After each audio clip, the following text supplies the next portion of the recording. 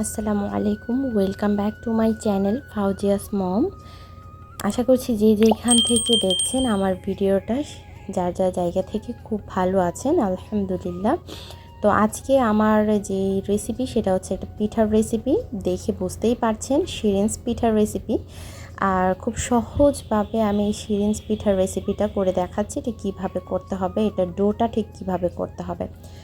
তো চলুন আমরা দেখতে থাকি।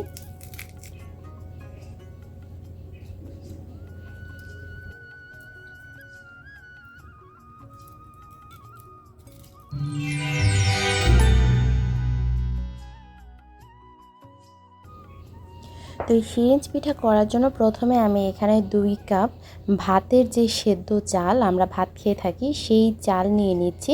আর অবশ্যই শিরিঞ্জ পিঠা কিন্তু এই সেদ্ধ চালেই করতে হয়, তা না হলে কিন্তু পিঠা ভালো হয় না। তো এই চালটাকে আমি খুব ভালো করে ধুয়ে কচলে কচলে ধুয়ে তারপর আমি পানি দিয়ে ভিজিয়ে রাখবো। আর চালটা ভিজিয়ে রাখতে হবে 8 থেকে 9 ঘন্টা।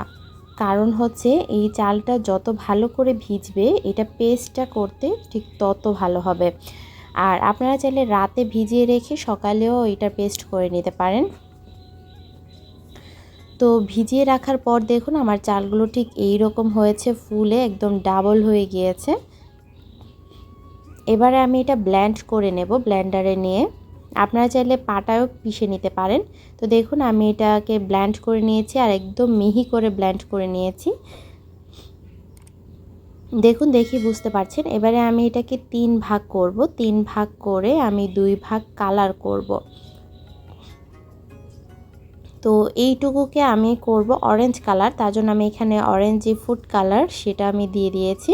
এবারে আমি খুব ভালো করে মিশিয়ে নেব।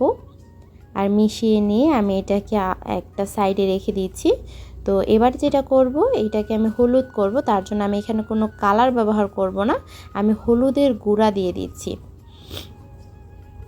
তো এবারে আমি এরকম সিরিঞ্জ নিয়েছি আর সিরিঞ্জটা অবশ্যই গরম পানিতে ফুটিয়ে নিতে হবে। তারপর আমি এভাবে করে আমি ডোটার ভিতরে ঢুকিয়ে নিচ্ছি।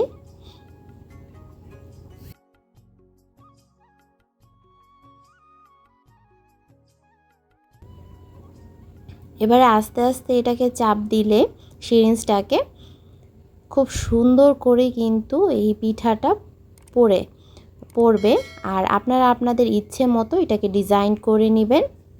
আমি আমার মতো করে ডিজাইন করে নিচ্ছি। আর এটা এত দ্রুত পড়ছিল যার জন্য ডিজাইনটা খুব ভালো করে দেওয়া যাচ্ছিল না। তবে হ্যাঁ, খেয়াল রাখতে হবে যেন এই ডোটা পাতলা না হয়ে যায়, পাতলা হয়ে গেলে কিন্তু পিঠা ভালো হবে না।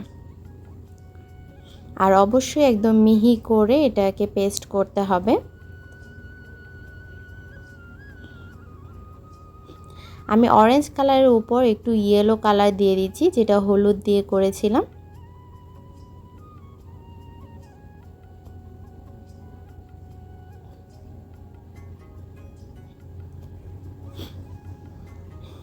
আসলে রোজার সময় ঈদ সামনে যখন থাকে তখন আসলে পিঠা না হলে ভালোই লাগে না। রোজার সময় দেখা যায় পিঠার একটা আমেজ যদি না থাকে তাহলে কিন্তু একদমই ভালো লাগে না।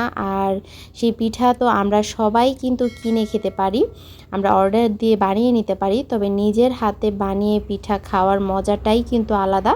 এর মধ্যে অনেক রকম আনন্দ, অনেক রকম মজা লুকিয়ে থাকে। তবে আর সেই জন্যই আমি খুব সহজভাবে যেন এটা সবাই বানাতে পারে সেজন্য আমি এই ভিডিওটা এভাবে করে নিয়ে আসছি আপনাদের। তো দেখুন আমি এভাবে করে পিঠাগুলো বানিয়ে নিয়েছি। আর কলা পাতাটা খুব ভালো করে মুছে নিয়েছিলাম। আর কাঁঠাল পাতার মধ্যেও করতে পারেন আপনারা চাইলে, কাঁঠাল পাতার ডিজাইনে।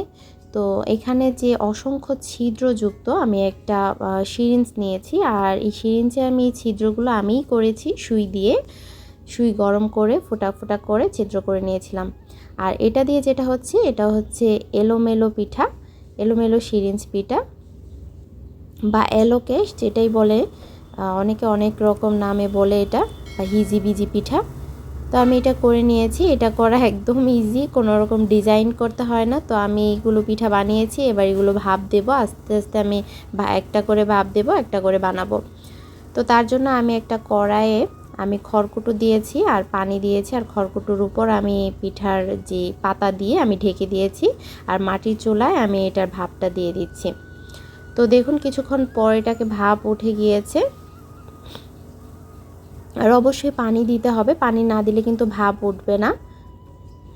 দেখুন খুব সুন্দর করে সেদ্ধ হয়ে গিয়েছে, আর অবশ্যই খুব সুন্দর করে সেদ্ধ করতে হবে, তা না হলে কিন্তু পিঠা ভেঙে যাবে, পিঠা উঠবে না, ভালো হবে না। সুন্দর করে সেদ্ধ হয়ে গেলে পিঠা এমনিতেই উঠে আসবে। তো আমি এক হাতে বানাচ্ছিলাম, এক হাতে সেদ্ধ করছিলাম, প্লাস এক হাতে আমি এইগুলো রোদে দিচ্ছিলাম। তো দেখুন আমি একাই সবগুলো করেছি।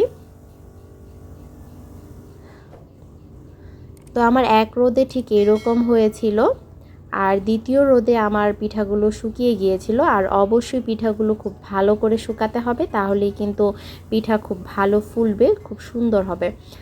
তো আশা করছি আমার এই ভিডিওটা আপনাদের কাছে খুব ভালো লাগছে। যদি ভালো লেগে থাকে প্লিজ লাইক কমেন্ট শেয়ার করতে ভুলবেন না। আর এখনও পর্যন্ত যারা আমার চ্যানেলটিকে সাবস্ক্রাইব করেনি প্লিজ সাবস্ক্রাইব করে আমার চ্যানেলটির পাশে থাকার জন্য অনুরোধ রইল। পাশে থাকা বেল আইকনটি ক্লিক করে দিবেন, এতে করে নতুন নতুন রেসিপিগুলো আপলোড হওয়ার সাথে সাথে আপনার নোটিফিকেশন পেয়ে যাবেন। অলরেডি যারা সাবস্ক্রাইব করে আমার চ্যানেলটির পাশে রয়েছেন, আমাকে সাপোর্ট করছেন, তাদেরকে অসংখ্য ধন্যবাদ আমাকে সাপোর্ট করার জন্য। তো আমি এখানে 3টা কালারের পিঠা করেছি, আপনারা আরও যে কোনো কালার দিয়ে পিঠাটা করে নিতে পারেন। তো আমার এই পিঠাগুলো কিন্তু খুব সুন্দর করে শুকিয়ে গিয়েছে, দেখুন দেখেই বুঝতে পারছেন। তারপর আমি একটা ভেঙে আপনাদের দেখাবো। দেখুন শব্দটা শুনেই বুঝতে পেরেছেন যে খুব সুন্দর করে শুকিয়ে গিয়েছে। তো এবারে আমি ভেজে দেখাচ্ছি আপনাদেরকে আমার পিঠাগুলো ঠিক কেমন হয়েছে। তার জন্য আমি এখানে সয়াবিন তেল দিয়ে দিচ্ছি একটা কড়াইয়ে। তেলটা ভালো করে গরম করে নিতে হবে, আর দেওয়ার পরই দেখুন এটা কিভাবে ফুলে উঠেছে। আর পিঠাগুলো আমি একটু ছোট সাইজের করেছিলাম, কারণ হচ্ছে ভাজার পর এটা আরও বড় হয়ে যাবে, সেজন্য এটা ডাবল হয়ে যায়।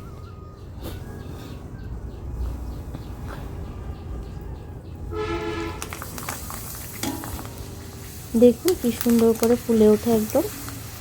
আপনারা যদি এই পিঠা ছাড়া অন্য কোনো পিঠা দেখতে চান, আমার চ্যানেলে আরও পিঠার রেসিপি আপলোড দেওয়া আছে, আপনারা দেখে নিতে পারেন। এছাড়া যদি আরও অন্য কোনো পিঠা দেখতে চান আপনারা কমেন্টস করে জানাতে পারেন, আমি আপনাদের দেখিয়ে দেবো ইনশাল্লাহ। আর আমার পিঠাগুলো কিন্তু খুব সুন্দর নরম আর মুচমুচে হয়েছে, আমি আপনাদের ভেঙে দেখিয়ে দিচ্ছি। দেখুন একদম মুখে দিলে মিলিয়ে যাবে, এই রকম পিঠা হয়েছে।